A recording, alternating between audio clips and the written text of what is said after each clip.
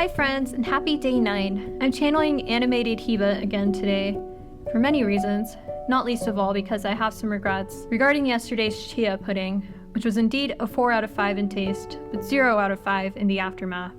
Moving on, today's featured collection is Customs by the absolutely incredible Solmaz Sharif.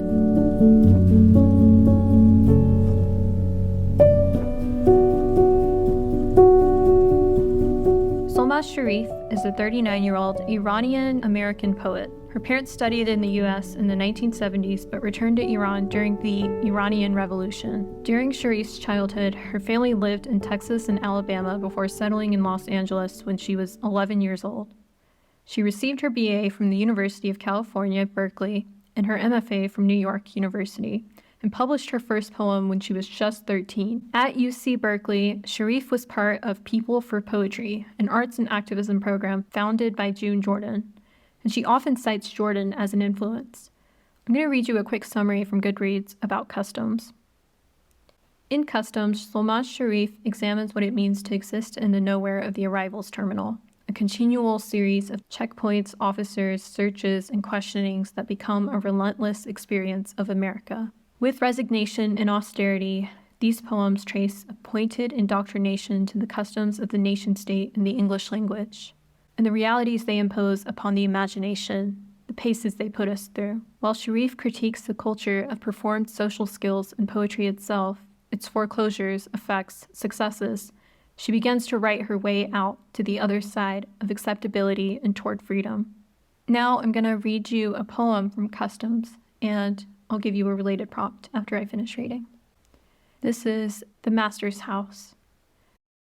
To wave from the porch, to let go of the grudge, to disrobe, to recall Ethel Rosenberg's green polka-dotted dress, to call your father and say, I'd forgotten how nice everyone in these red states can be, to hear him say yes, long as you don't move in next door, to recall every drawn curtain in the apartments you have lived, to find yourself at 33 at a vast expanse with nary a papyrus of guidance, with nary a voice, a muse, a model, to finally admit out loud, then, I want to go home, to have a dinner party of intellectuals with a bell, long-armed, lightly tongued, at each setting, to sport your dun gown, to revel in face serums, to be a well-calibrated burn victim to fight the signs of aging, to assure financial health, to be lavender sachets and cedar lining in all the ways the rich might hide their rot,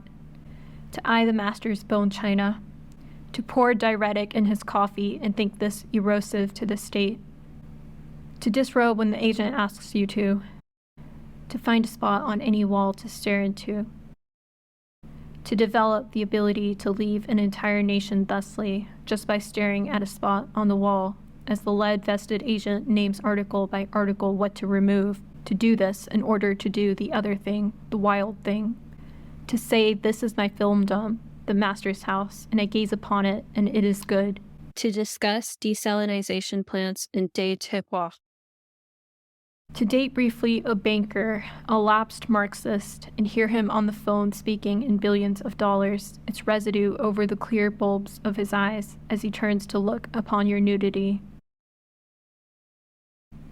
To fantasize publishing a poem in the New Yorker, eviscerating his little need.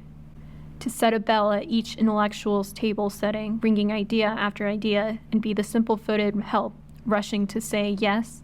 To disrobe when the agent asks you to find a spot on any wall to stare into, to develop the ability to leave an entire nation thusly, just by staring at a spot on the wall, to say this is my filmdom, the master's house, to recall the settler who from behind his mobile phone said, I'm filming you for God, to recall the sad God, God of the mobile phone camera, God of the small black globe and pixelated eye above the blackjack table at Haraz, in the metal tooth pit of Quilandia, checkpoint the same. To recall the Texan that held the shotgun to your father's chest, sending him falling backward, pleading, and the words came to him in Farsi, to be jealous of this, his most desperate language, to lament the fact of your lamentations in English, English being your first defeat, To finally admit out loud then, I want to go home. To stand outside your grandmother's house. To know, for example, that in Farsi, the present perfect is called the relational past and is used at times to describe a historic event whose effect is still relevant today, transcending the past. To say, for example, Shah dictator bude ast translates to the Shah was a dictator, but more literally to the Shah was a dictator. To have a tense of was, the residue of it over the clear bulb of your eyes. To walk cemetery after cemetery in these states and narrate a gravestone reading Solmaz. To know no nation will be home until one does. To do this in order to do the other thing, the wild thing, though you've forgotten what it was. I have 2 prompts for you today. The first is to write a poem that uses the Farsi relational past tense, or the was.